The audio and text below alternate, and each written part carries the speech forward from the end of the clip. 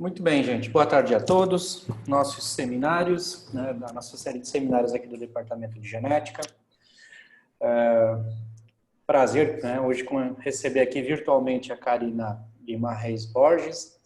A Karina é nossa bolsista do Programa Nacional de Pós-Doutorado da CAPES. Faz mais ou menos um pouco mais de um ano que está completando aqui dentro do programa, auxiliando em várias atividades. E, como previsto, um bolsista PNPD precisa mais do que fazer pesquisa, né? Pelo menos essa é a visão do nosso departamento, precisa estar envolvido em diversas outras atividades, por ensino, se possível, extensão também. A Karina foi selecionada pelo seu mérito científico, pelo seu mérito acadêmico, e ela tem já uma história bastante longa aí na parte de produção vegetal, fisiologia. Ela é bióloga pela Universidade Federal de Lavras.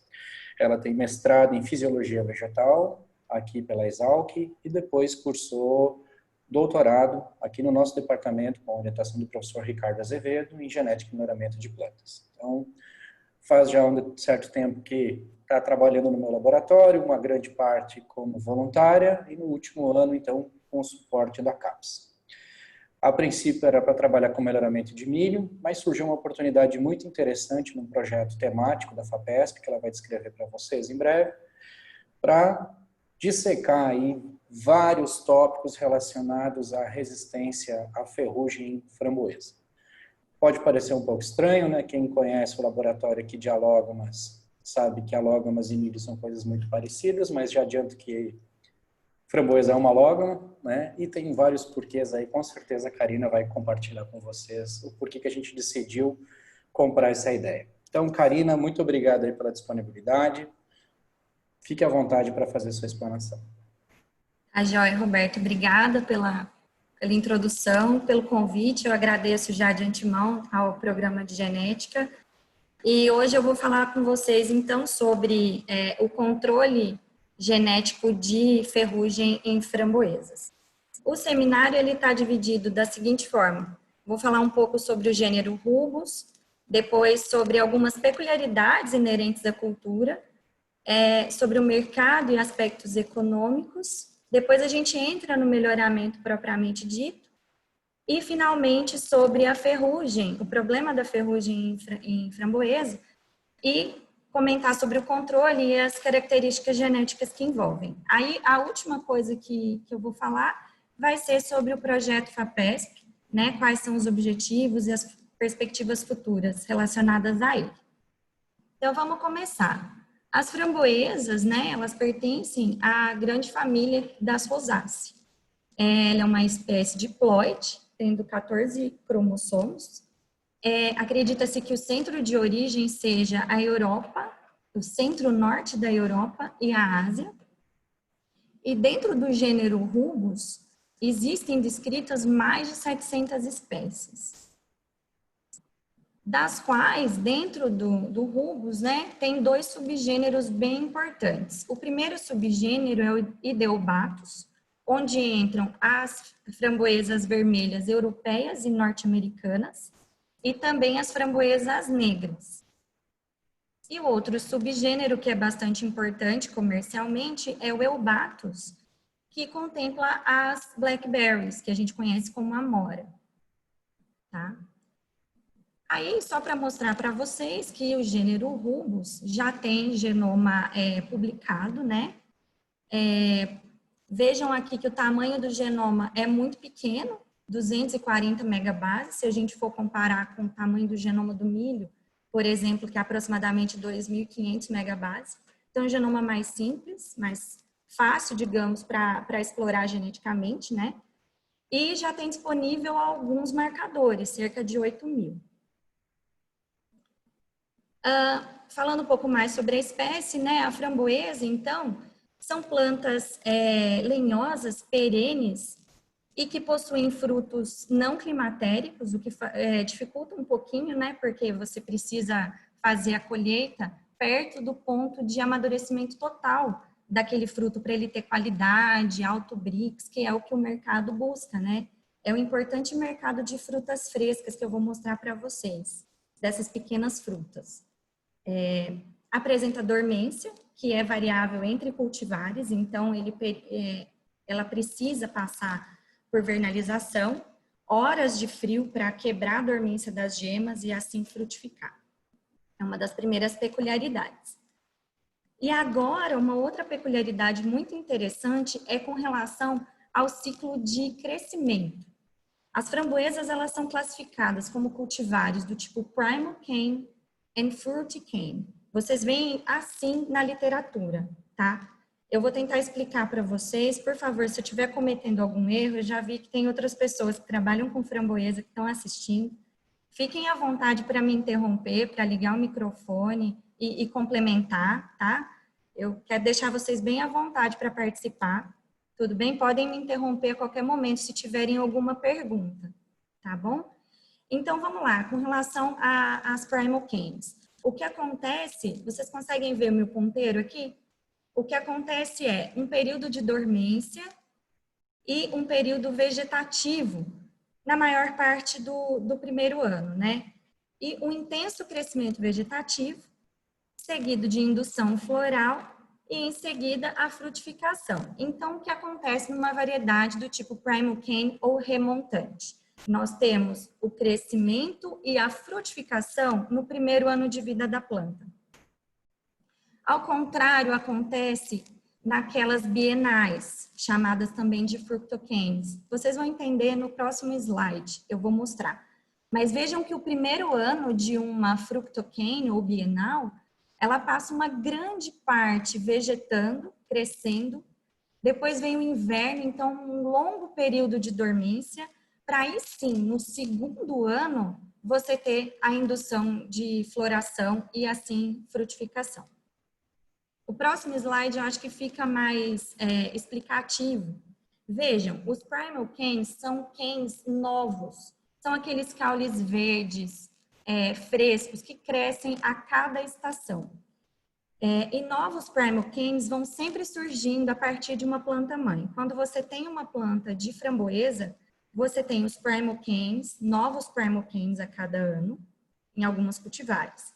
E ele se torna um fructocane naquelas que são bienais, tá? Então, no segundo ano, os floricanes ou fructocanes, que vocês veem aqui com caule mais amarronzado, qual a diferença? Aqui nos floricanes, a nossa gema apical, ela não é capaz de produzir fruto, tá? Ao contrário dos Primal Canes. Por isso que no Primal Cane, você já consegue colher no primeiro ano do plantio. As floricanes, então, são lenhosas e produzem no segundo ano e depois acabam morrendo. O rizoma da framboesa, ele é tipo estolão, então novos brotos vão saindo ali da raiz a cada ano. Com relação ao mercado, quando a gente fala de framboesa, não sei vocês, mas eu sempre penso nas frutas vermelhas. A gente compra um iogurte com frutas vermelhas. É claro que vem morango, mirtilo, outras frutas importantes. A própria amora, que é muito mais comum aqui para o clima tropical que nós temos no Brasil.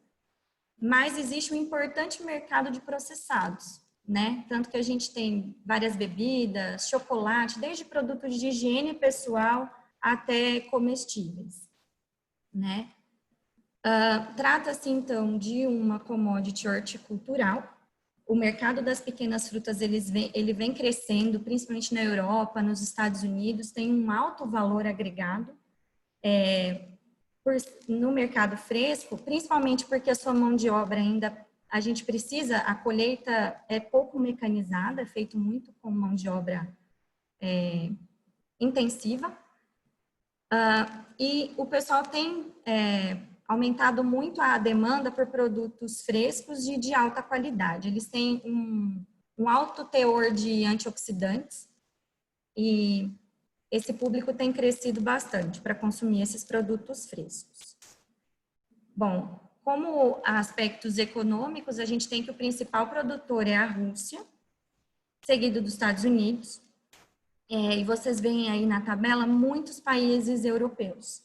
Fora da Europa, vale destaque para o México, que hoje está crescendo muito e despontando como principal exportador desse tipo de fruta, principalmente pela sua posição geográfica muito próxima aos Estados Unidos, que é um mercado muito importante. E o Chile aqui na América do Sul. Bom, entrando um pouco no melhoramento, que é o que nos interessa aqui, um pouco do histórico, né? Desde os gregos antigos, a domesticação dessa planta são os primeiros registros de domesticação, tá? Principalmente interessados pelas propriedades medicinais, que eu comentei com vocês, alto teor de antioxidante e as suas propriedades curativas. As primeiras framboesas cultivadas, elas datam da Europa do século XVIII. E vejam esse dado, 100 cultivares foram liberadas de 1981 a 2001. Ou seja, quase 20 anos de melhoramento da espécie para você ter 100 materiais liberados. Se a gente for comparar com o melhoramento de milho e outros cereais, culturas de grande importância, isso não é nada. Conversando ontem com o Roberto, eu perguntei, né, quantas cultivares de milho, mais ou menos? Só no Brasil, 700 cultivares são registradas ao ano, certo? Então, se vocês compararem, é um negócio absurdo. Existem programas públicos e privados, né, naturalmente. Daí eu trouxe para vocês uma coisa muito interessante, que são os programas de extensão das universidades americanas. Eles têm recomendação para os locais, né, por exemplo, da Universidade do Missouri, lá da Pensilvânia e para Michigan, eles têm materiais próprios adaptados para suas regiões. E esse último aqui é um consórcio entre a Universidade do Oregon, que é muito forte no melhoramento da espécie, a Universidade de Idaho e a Washington State. Então, esses materiais são todos muito fáceis de encontrar na internet e é muito legal o trabalho de extensão. Eles recomendam os cultivares e acabam dando dicas para as pessoas que querem plantar em casa. O cultivo doméstico mesmo. Bom, em relação ao melhoramento ainda, a gente vê que o uso de marcadores moleculares, ele aumenta a nossa eficiência de seleção, principalmente quando a gente tem alta densidade desses marcadores ao longo do genoma. E a gente assiste nos últimos anos a evolução das técnicas, né? Nós temos os marcadores desde a FLP, os RAPID, SSR e agora os SNPs. E aqui eu nem comentei, gente, nem entrei no mérito de edição de genomas, que a gente viu no International Meeting, né? Muita coisa nova, muitas técnicas, ferramentas novas para o melhoramento molecular, tá? Eu vou parar aqui nos SNPs. Mas eu trouxe para vocês entenderem a evolução desses estudos envolvendo framboesa. O primeiro mapa usando marcador, que foi do tipo de sequência repetitiva e a FLP, ele data de 2004. E eu fiz uma busca, o primeiro mapa do milho usando marcadores foi de 1986. Então, assim, quase 20 anos também, um grande gap. Claro, não dá para a gente comparar as culturas, mas vejam, framboesa tem muito potencial, tem poucos grupos trabalhando, né? E esse primeiro trabalho aqui, da Julie Graham, é um trabalho de um grupo muito forte da Inglaterra, e ela foi a pioneira nesses estudos com melhoramento. Ela é melhorista de bulbos na Inglaterra. Aí eu fiz uma busca, né, no grupo dela, eles têm um trabalho bem recente envolvendo as mesmas cultivares. Vejam que são cultivares antigas. A Glenmoy, aí, só para vocês saberem, ela é de 1981, né? Eles fizeram um primeiro mapeamento usando os outros marcadores e à medida que as coisas foram avançando, o grupo também foi. Eles usaram GBS agora para tentar entender o controle do amadurecimento de frutos em framboesa, certo? Bom, e aí, nesse mesmo contexto de pioneirismo, o primeiro mapa de ligação envolvendo as espécies de framboesas negras, ele é de 2015, né? Então ainda está fresco. Tem a publicação também do genoma de Raspberry, e esse grupo é o grupo do Oregon, que eu comentei com vocês, que é muito forte também no melhoramento da espécie. E os novos mapeamentos, esses trabalhos, eles estão sempre envolvendo cruzamentos entre as Black Raspberries, framboesas negras, e framboesas vermelhas. Guardem essa informação, porque mais para frente a gente vai comentar mais sobre isso. Bom, desafios para o melhoramento. Quem assistiu o International Meeting, não preciso nem falar da importância das mudanças climáticas, porque é uma realidade e é um desafio para nós e as novas gerações de melhoristas, né? O impacto ambiental faz com que a gente tenha cada vez mais que adaptar o nosso germoplasma para a gente ter variabilidade para trabalhar. E o melhoramento contemporâneo, com as ferramentas e as ômicas que vão surgindo, juntamente com as plataformas de fenotipagem, unidos fazem com que a gente tenha novas cultivares a cada ano, né, melhoradas e de preferência livre de pragas e doenças. Isso é um problema para a framboesa, porque assim, nós temos poucos viveiros credenciados no Brasil, e assim, as cultivares que a gente tem, segundo conversas que eu tive com o pessoal que já trabalha há mais tempo, entraram no Brasil clandestinamente. Então é um problema, nós não sabemos nem afirmar se aquele material é ele mesmo, tá? Por isso a importância da gente estudar mais a fundo e tentar entender que material é esse vegetal que nós temos em mãos. Bom, é importante salientar aqui, gente, sempre que a gente vai trabalhar com melhoramento, a gente tem que pensar qual é o uso dessa planta, coloquei até em destaque em cor diferente para a gente pensar junto.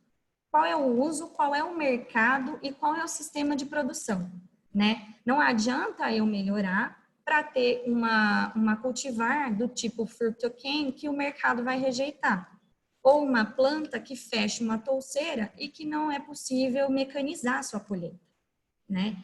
Então, quais são os desafios agora para o melhoramento de framboesa? Aumentar o tempo de prateleira e a qualidade de frutos, porque são frutos frescos, bastante delicados, que perdem muito rápido.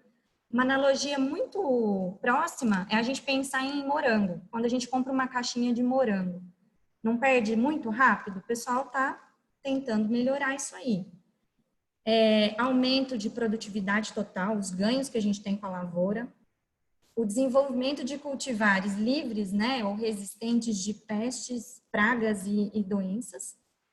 E cultivares que sejam apropriadas para a colheita mecanizada, né? Pensar em plantio. Agora nós vamos entrar um pouquinho na ferrugem, né, para a gente tentar fechar a história e aí sim eu contar para vocês do projeto FAPESP. Existem dois tipos de ferrugem que atacam as framboeseiras. O primeiro grupo de ferrugens são as ferrugens alaranjadas, que nós não temos no Brasil e é causada por esses dois fungos.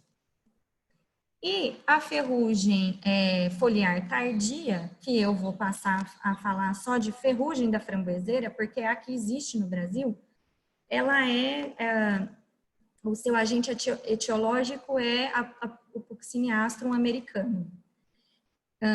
Esse fungo provoca esse tipo de lesão que vocês estão vendo aí. A gente percebe a folha com pontos cloróticos, que depois se tornam necróticos.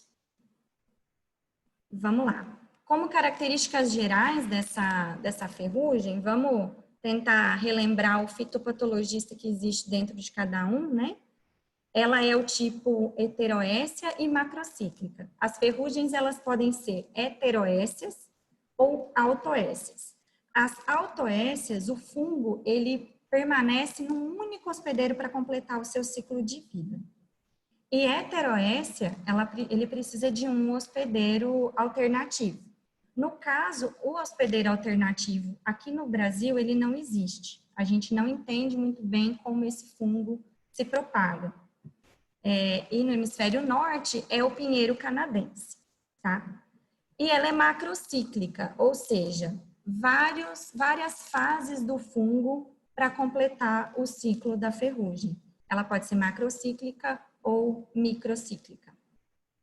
E aí, para desenvolver essa doença, o principal é ter molhamento foliar, que cria um microclima para o fungo sobreviver ali, e ele acaba penetrando pelos estômagos. O pessoal lá da anatomia agora está avaliando como ocorre essa penetração. Como eu disse, o projeto FAPESP é um temático, então tem várias frentes trabalhando para responder esse tipo de questão. E a temperatura, né, uma temperatura amena. Lembrando sempre do triângulo da doença. Para a doença acontecer, a gente tem que ter um patógeno virulento, capaz de afetar um hospedeiro que seja suscetível, e o ambiente favorável. Então, quando a gente vai pensar, a gente tem que manejar o ambiente, manejar o hospedeiro e também o patógeno. Bom, novamente, os sintomas, né, dessa ferrugem, esses pontos cloróticos. E o que acontece, gente, não só para esse tipo de ferrugem, mas para qualquer outra ferrugem, é uma frequente quebra de resistência. Tanto que os fungicidas que vão sendo produzidos, demora-se muito tempo para ter uma molécula, e quando você tem a molécula, às vezes o patógeno ele já superou, ele já quebrou aquela resistência. Por isso, a gente tem que pensar em manejos alternativos, que sejam também mais agradáveis ao meio ambiente, né? Diminuir esse uso aí intensivo de fungicidas. Acredita-se que possa existir uma resistência ontogênica nas folhas, tá? Porque a doença ocorre com grande intensidade em folhas completamente expandidas, aquelas folhas velhas. E isso é muito importante porque para a cultura da framboesa, as podas elas devem ser frequentes. Então, você sempre consegue manejar as folhas mais velhas, retirando aquela fonte de inóculo. Vejam aí, ó, os frutos, eles são altamente suscetíveis em várias fases do seu desenvolvimento. Então, é uma doença muito séria. As perdas, elas podem acontecer assim de 30% a 100%. É uma doença muito complicada mesmo. E aí, como que a gente maneja esse tipo de doença? Claro, a gente deve sempre procurar usar as mudas saudáveis e livres de inóculo, de doenças. A gente deve escolher bem o local de plantio, tá? Framboesas gostam de solos mais ácidos e que tem uma boa movimentação, circulação de ar. Sempre procurar por sanitização, que é aquilo que eu estava comentando anteriormente, remover ou destruir aquelas plantas que estão infectadas, para não ser fonte de inóculo. Erradicar o hospedeiro alternativo, que no caso a gente não tem. O pessoal depois da fitopatologia pode responder um pouco melhor. Aí vai ficar lá para o grupo da Lilian estudar essa ferrugem. Uso de fungicidas preventivos, como eu já falei com vocês. E principalmente focar agora no uso de cultivares resistentes. A gente precisa de cultivares resistentes, né? E aí, a informação-chave está aqui. As framboesas negras e as amoreiras, elas parecem ter alguma imunidade em relação a essa doença. Então, por que não a gente procurar fontes de resistência nas framboesas negras e cruzar com as framboesas vermelhas? Só que quando a gente pensa em framboesa, você quer aquele fruto bonitinho que eu mostrei para vocês, um fruto vermelho. Então, é um desafio para o melhoramento, porque a gente tem que ter uma planta saudável, uma planta que seja resistente, mas com fruto agradável aos olhos do consumidor. Bom, em relação agora às características genéticas, gente, eu vou entrar um pouco mais agora no que se tem na literatura em relação à resistência à ferrugem. Tem alguns trabalhos envolvendo esse GNH, que é um QTL bem importante e usado como marcador visual no melhoramento de framboesa.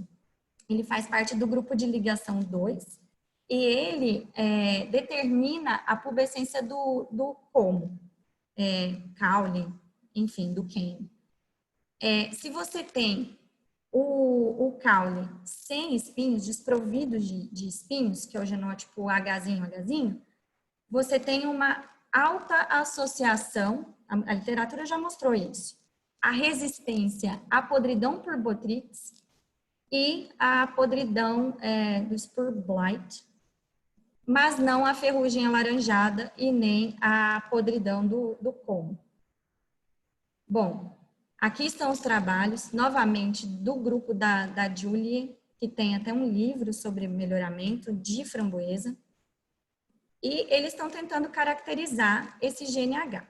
Agora, para a ferrugem foliar tardia causada pelo Pucciniastrum tem um trabalho de herdabilidade da resistência, que é um pouco mais antigo, que foi o que eu encontrei na literatura, e comenta sobre o efeito de um gene que eles determinaram PA, por causa de Pucciniastrum americano. E eles mostraram o seguinte: os cruzamentos recíprocos entre variedades suscetíveis demonstraram plantas totalmente suscetíveis ao patógeno. E quando você cruza resistente com suscetível, ou aqueles indivíduos intermediários e suscetíveis, você tem uma progênie segregante. Então, tem que se buscar outras formas e buscar planta a planta a resistência a esse tipo de fungo. Bom, agora entrando um pouco mais, né, no que nos interessa, que é o projeto FAPESP, ao qual agora eu estou inserida, é um projeto temático, cujo título é Componentes Epidemiológicos e a Caracterização das Perdas e Controle de Ferrugens Tropicais e Temperadas em um cenário de mudanças globais, né, mudanças climáticas. Então, assim, a coordenadora é a professora Lilian Amorim, lá da Fitopatologia. O pesquisador responsável é o professor Marcel Espósito, e o professor Roberto, ele entra como colaborador, e aí eu me insiro também, que é na parte dos componentes genéticos e na DIWOS que será feita numa população. Agora eu vou mostrar para vocês.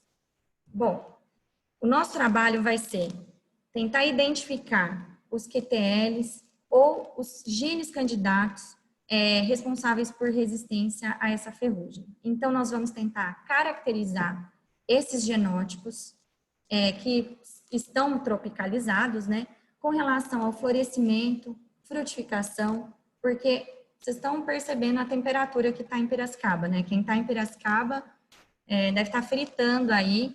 E eu acho que essas plantas, se elas sobreviverem, né, vai ser uma grande vitória. Nós temos que avaliar se elas vão conseguir florescer, porque como eu mostrei para vocês, tem dormência, tem que invernalizar, então é um grande desafio. A gente tem que caracterizar em relação àquele ciclo de crescimento, será que elas vão ser primocane ou fructocane? Em relação à morfologia e em relação à fisiologia, a gente ainda não tem nada sobre esses materiais e os cruzamentos. E mais uma coisa, a gente tem que avaliar se essas plantas vão ter pilosidades, né, que são barreiras físicas já em relação a pestes, a pragas e doenças. São marcadores visuais. E tem bastante segregação. Vou mostrar para vocês agora.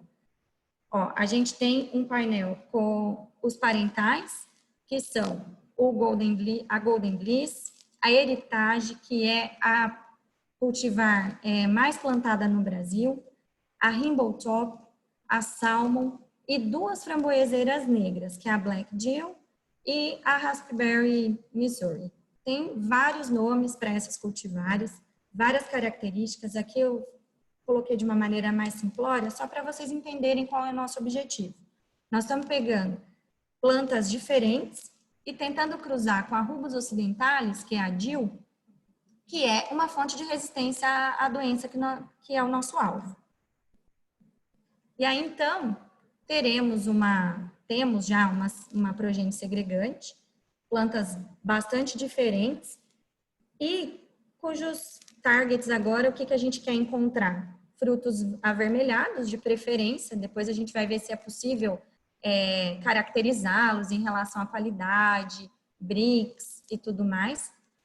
De preferência que seja remontante, né? Que no primeiro ano que eu plantar, eu já vou ter colheita e que seja resistente à ferrugem. Então, é um grande desafio. Aqui vocês estão vendo uma foto do cruzamento que foi feito manualmente pelo Caio, tá? Que é um grande colaborador do projeto, que tem me ajudado bastante. Enfim, vamos lá. Agora eu vou mostrar para vocês as plantas, né? Aqui está o cruzamento chamado de JG, né? É a Black Jill com a Golden Bliss. Aqui está a Black Jill com a Rainbow Top. Aqui está a Black com a Salmon e com a Heritage. Essas são as plantas que estão agora no nosso departamento de genética. Vou contar para vocês a historinha bem resumida, né? Mas no dia 19 de agosto, eu fui visitar elas. Nunca tinha visto uma planta de framboesa ao vivo. Então, elas estavam lá no departamento de horticultura, com o professor Marcel. Aí, nós providenciamos a vinda delas aqui para a genética. Estamos aqui agora anexo ao canteiro, ao lado do laboratório de alógamas. Então, tem a linha do tempo aí para vocês. Aí, nós construímos um macrotúnel de sombrite e, por enquanto, é essa estrutura que nós temos para abrigar as framboesas. Em breve, elas vão para a estufa, para ambiente controlado, e aí nós vamos começar a pensar nos ensaios. Mas agora, nós estamos em fase de multiplicação. Eu preciso multiplicar esses materiais, porque cada vaso que vocês viram são um indivíduo único, proveniente do cruzamento, e agora nós precisamos propagar, precisamos de números, né, para a gente fazer a DWOS e trabalhar.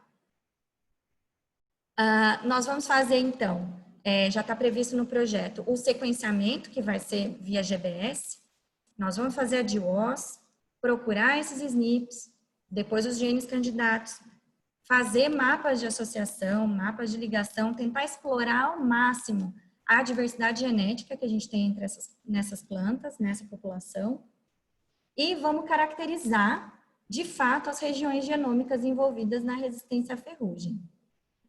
Depois, como eu contei para vocês, vamos preparar os ensaios de indução da doença, e eu vou ter bastante suporte lá do pessoal da fitopatologia, e a gente espera caracterizar ao máximo esses genótipos que são tropicais, e a gente ainda não tem informação de como eles se comportam. Agora, então, a mensagem que eu queria deixar para vocês é isso. A gente tem um banco de germoplasma, para chamar de nosso, e que a gente tem que cuidar e manter. Quem quiser vir visitar as plantas, dar alguma opinião, eu estou super aberta à conversa. Queria muito agradecer às agências de financiamento. Não poderia deixar de agradecer a Gabriela, que é a estudante de iniciação científica, minha primeira orientada, está me ajudando bastante. O Caio, que foi o aluno de doutorado que fez os cruzamentos. A Márcia, que está conduzindo experimentos lá na anatomia e caracterizando a parte anatômica. E o Dr. Ricardo também, que tem me ajudado bastante aí, fornecendo informações sobre a cultura. Muito obrigada, Roberto, todos que assistiram. Estou disponível para perguntas.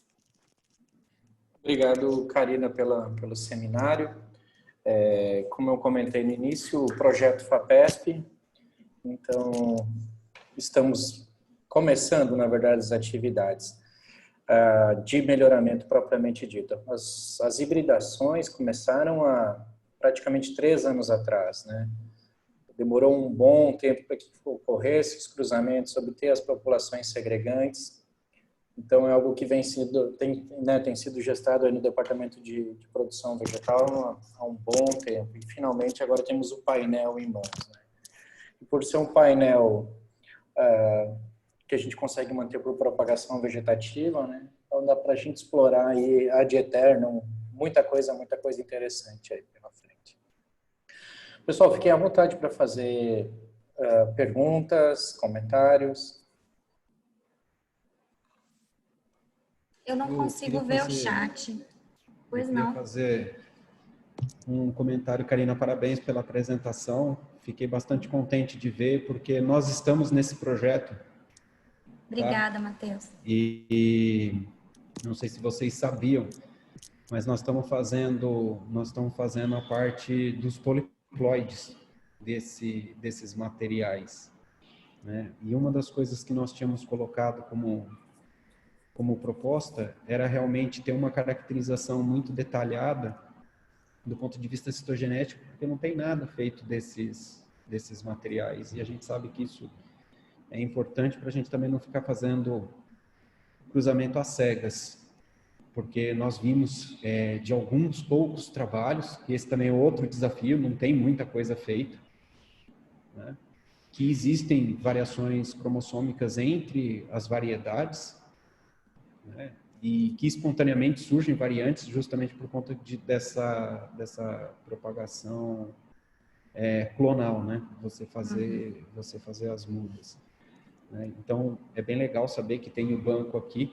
A gente estava com dificuldades de conseguir, né, os materiais originais. E eu queria saber, você está só com os híbridos que vocês conseguiram os cruzamentos, ou vocês também têm a amostra dos materiais parentais mantidos aqui? Temos os parentais também. Eu enfatizei mais os híbridos, mas a gente tem mais ou menos 10 vasos de cada. E são só as variedades ou também vocês têm as espécies diferentes?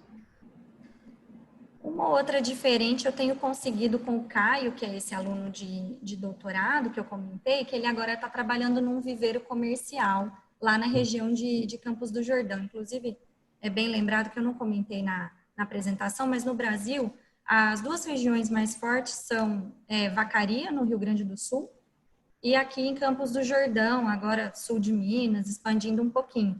Então, Matheus, ele me trouxe essa semana a Autumn Bliss, que Você conseguiu? temperada. Eu tenho duas plantas dela, mas assim, estamos devagarinho, sabe? Conseguindo um ou outro material. E quanto mais diversidade a gente conseguir antes de genotipar, melhor, né? Verdade. Mas está à disposição. Nós temos Legal. curso para genotipar um painel de 192 amostras e nós estamos com um bom número de filhos, assim, na média 30 e poucos a 40 e poucos filhos por cada um dos 4 cruzamentos. Sempre foi feito um dialelo parcial, né, 2 vermelhas com 2 negras. E a ideia é tentar trazer mais de germoplasma para compor esse painel. Então, não só os genitores, mas também outros cultivares comerciais que andam pelo Brasil, né? E um detalhe, não sei se a Karina falou, eu passou despercebido, mas não existe nenhum cultivar registrado no Brasil. Então, Não. isso que é interessante. Uma das coisas que tem me motivado muito nesse projeto é justamente a oportunidade que a gente tem de fazer ponta a ponta, né?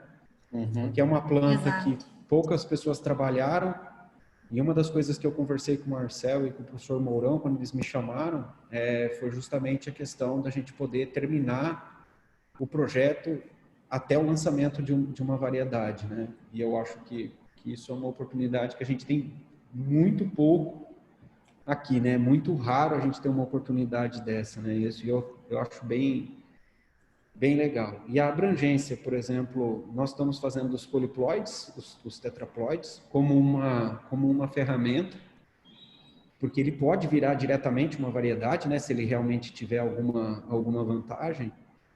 Mas eles também querem que a gente chegue no triploide, porque a gente sabe que a semente da framboesa ela é um problema no processamento, né? Na obtenção de geleias e outras etapas do processo. Então, é bem interessante essa cobertura que o projeto está tendo, né? Isso é bem legal. Para melhorista é uma festa, né? É bem bacana mesmo. Eu estou curtindo pra caramba. É raro encontrar uma oportunidade como essa, né? Se não me engano, 95% de todo produto processado no Brasil de framboesa é importado. Nenhum cultivar é desenvolvido no Brasil. Todos eles são temperados e colocados no Brasil de forma ilegal, porque nenhum é registrado, ninguém recolhe royalties. Verdade. Então, qualquer cruzamento que a gente conseguir, a gente já tem um ganho fantástico. Qualquer mínima tropicalização, você tem um mercado aberto muito grande. Então, realmente é empolgante. Tanto para o lado, desde ponta a ponta, como o Matheus levantou, desde o aspecto genético, de genética básica, poliploides, GWAS, até o sonho de todo melhorista de lançar um material comercial que seja bem utilizado, que modifique cadeia, enfim. Realmente é algo bem animador. Legal, parabéns, viu, Karina, pela apresentação, pelo trabalho.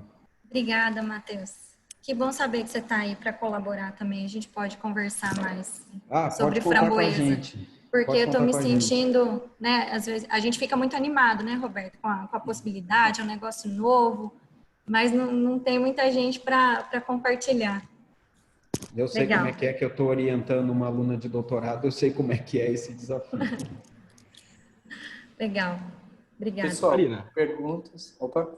Oi, Karina, tudo bem? tudo bem? Então tá bom. É. Bom, primeiro, parabéns aí, viu, pela apresentação. Muito Ah, interessante o tema, obrigada.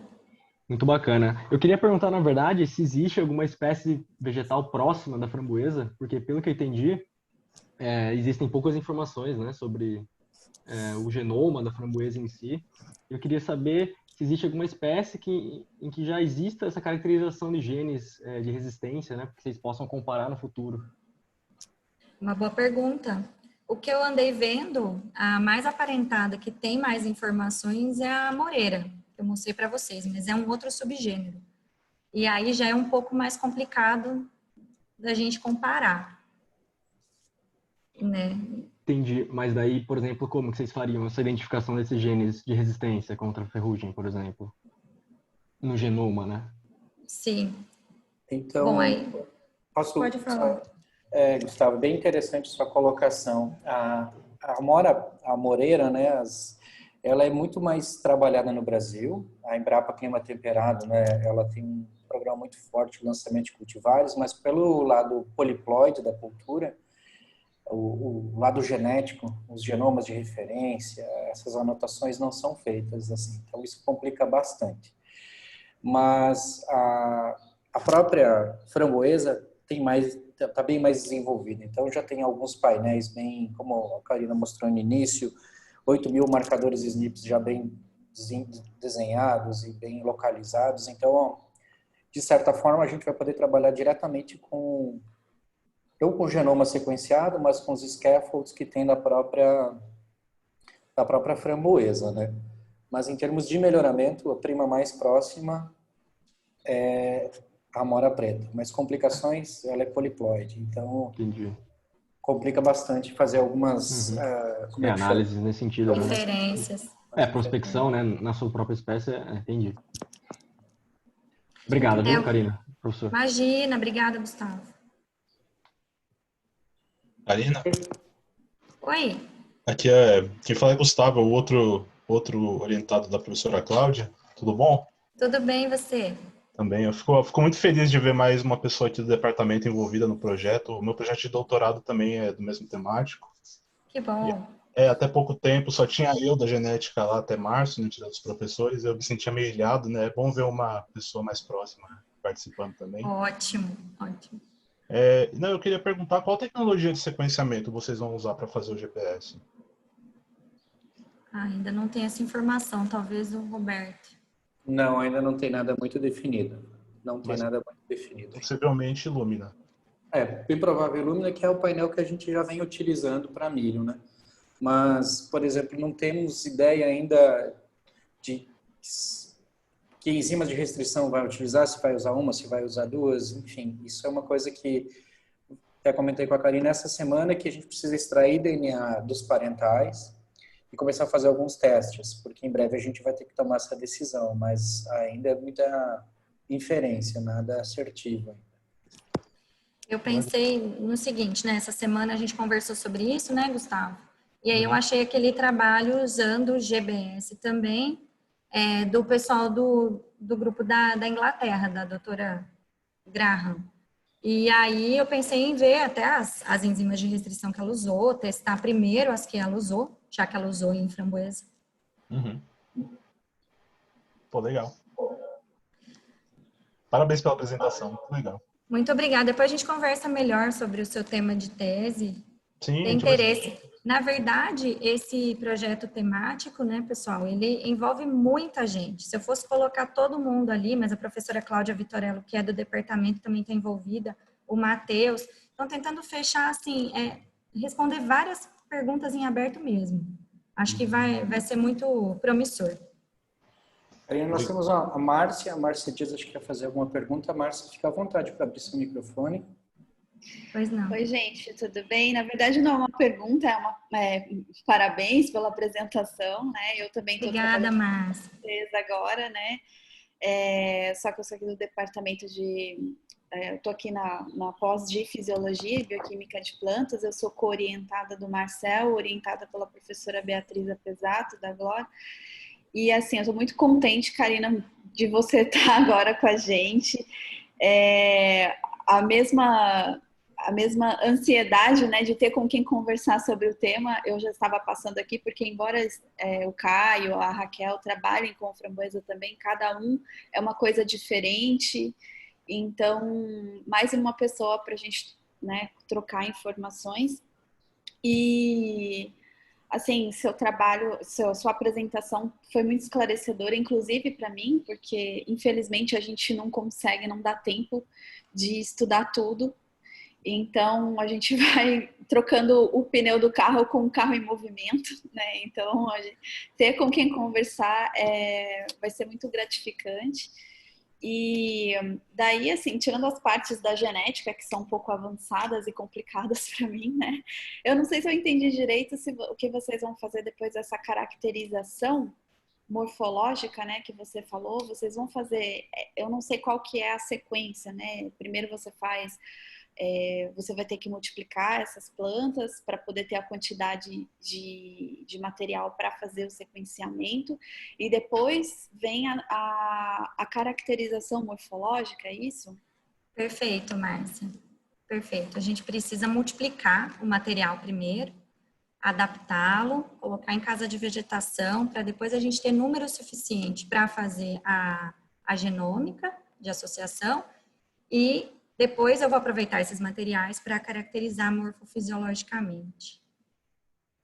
Entendi, mas daí, por exemplo, vão ser partes separadas, né? Vocês vão fazer caracterização vegetativa, aí depois vai ser tudo, né? Depois vem a floração e vai ver o que produz fruto ou não, né? Exatamente. E aí por isso que a gente precisa de multiplicação desse material, porque não adianta eu fazer uma inferência agora sobre um indivíduo único. Pode ser que foi o comportamento dele só, né? Eu preciso ter estatística associada. Entendi. Certo? E daí isso vai ser uma parte, e a parte do Puccináceo americano vai ser outra parte ainda. Exatamente. Então, são assim, coisas separadas. Tá, vocês não vão excluir, por exemplo, a minha dúvida é assim, todos esses cultivares que vocês têm, lógico que o que o Caio fez foi pensando na resistência à ferrugem, né? Lá na ideia inicial do projeto dele. Mas vocês não vão excluir os cultivares se eles não forem resistentes ao Puccináceo. Vocês vão continuar trabalhando pelos outros fatores, os fatores agronômicos, né? Sim, agronômicos, e explorar essa questão de adaptação do germoplasma ao clima tropical. Certo. Tem bastante coisa para a gente fazer nesse sentido, de caracterizações básicas mesmo. Você viu quando eu mostrei lá as recomendações de cultivares por região? Será que a gente não poderia tentar recomendar esses materiais, levar eles lá para Campos do Jordão, por exemplo, e fazer uns testes lá? Eu penso isso. Seria bem interessante. Porque o material que eu peguei com o Caio, acontece o seguinte: aqui na casa de vegetação, se você vier hoje, aliás, no macrotúnel que a gente tem aqui, o material que está florescendo e frutificando agora é um material que vernalizou lá em Campos. Então, assim, já é uma coisa para a gente pensar. Será que se não tivesse passado por vernalização, será que ele floresceria aqui? Será que os outros cruzamentos vão florescer? Já que não tiveram essa exposição ao frio? Aí chegou o Marcel, que é a pessoa que pode responder. Vamos ver. Cheguei mais ou menos. É que eu estou no celular, tá complicado. Estou sem internet em casa. Mas eu queria dar parabéns, viu, Karina, pela sua apresentação, tá? Obrigada, professor. Parabéns ao grupo por ter abraçado a ideia, né? O professor Roberto, você, né? E todo o departamento de genética que está envolvido, né? Nesse projeto. Eu acho que é um projeto bem interessante e assim inovador, né? Principalmente para uma cultura tão pouco estudada aqui no Brasil. Eu posso só fazer, eu quero fazer 2 comentáriozinhos só, tá? Claro, sobre essa parte de vernalização que você disse, tá?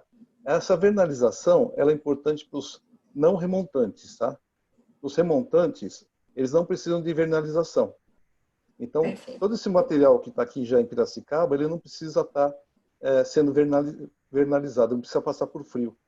Tá? Então, por isso que a gente tenta buscar sempre um material remontante, porque ele consegue brotar e produzir mesmo em condições de temperatura alta, como a gente está acontecendo agora aí na produção vegetal, né? Com o Caio e com o Ricardo. Tá? Então, só esse detalhezinho. Então, isso é importante, você buscar desse material que está do cruzamento, porque essas outras espécies, elas são não remontantes. A Niveus e a Ocidentalis, elas são não remontantes. Né? Elas são não remontantes e está cruzando com remontantes. Então, o que a gente busca também desse cruzamento é que traga essa característica de remontância. Tá? E aí, você não precisa ter esse problema de frio para você conseguir fazer com que ela brote e floresça, tá bom? É só esse detalhezinho. E um detalhezinho só pequenininho, tá? Não querendo ser chato. Imagina. É que você colocou aí no último slide o Ricardo Feliciano. O Ricardo Feliciano foi meu orientado de doutorado, ele é uma excelente pessoa, mas quem está te ajudando é o Ricardo Medina. Confundi os Ricardos. Desculpa. Eu peguei no projeto. Não, só estou falando isso aí porque, só para dar um pouco de crédito para o Medina, que é o Galinha. Claro, né? claro, Tá, só esse detalhezinho. Professor. Tá? O resto, parabéns mesmo pela obrigada. apresentação, por ter encampado a ideia e estar levando isso adiante. Tá? Muito obrigado, viu? Muito obrigada, eu que agradeço. Espero não ter cometido tantos erros graves aí ao longo da apresentação. Karina, ainda estou aprendendo muito. Isso. Karina, você acabou de chegar, você nunca tinha visto, como você falou, um pé de framboesa. Excelente. Parabéns, viu? Muito obrigada, professor. É isso. Obrigada. Ô, Karina. Opa, desculpa, alguém... não, a Márcia de novo. Não, só para dar um incentivo aqui, não publicado ainda, né? Mas o Caio me passou uma palestra de um simpósio lá do México, do qual participou um pesquisador que trabalha na Driscoll's, que é uma das grandes produtoras de framboesa, né, do mundo. E a empresa fica lá no México. E daí o Caio perguntou nessa palestra sobre o Puccineastrum americano. Então, assim, embora não tenha sido uma afirmação informal, ele falou que, para ele, é um dos principais problemas do México, assim, da produção de framboesa no México. Então, fica aí um incentivo a mais pra gente. Poxa, que interessante, Márcia. Obrigada. Sim. Depois eu te passo até, se você quiser, a palestra. Por favor, nós estamos aí sempre trocando figurinha, né? E assim, é super importante lembrar isso, porque o México está despontando agora como principal exportador, né? Exatamente. Se não for o principal produtor aí de framboesas do mundo. Exatamente. E esse pesquisador, ele fez, se eu não me engano, ele fez o mestrado dele aqui o doutorado dele aqui no Brasil. Depois eu te passo essas informações direitinho. Então, assim... Por favor, vamos atrás dele.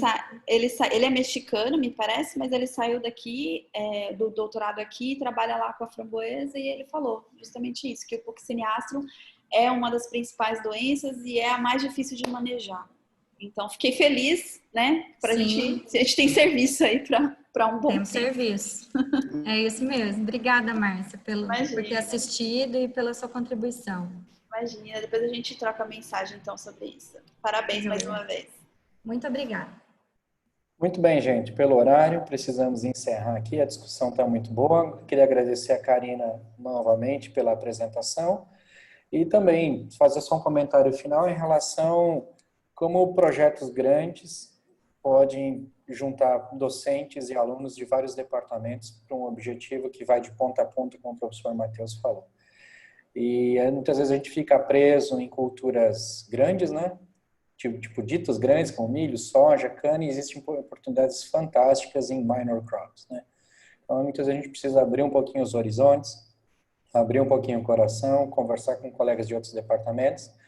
Quando surgiu o primeiro convite do Marcel, nós estávamos numa reunião lá da FEALC, que não tinha absolutamente nada com ciência, e aí começou a surgir todas essas coisas. Então, é bom um cafezinho com colegas. Sempre surgem coisas boas, mas a gente tem que estar bem aberto a isso aí. Muito bem, gente. Semana que vem, então, tem um seminário de novo, sexta-feira, final de tarde. Vai ser o GBIOS que vai coordenar. Então, nos vemos aí em uma semana. Um abraço para todo mundo. Bom final de semana a todos. Tchau, tchau. Obrigada.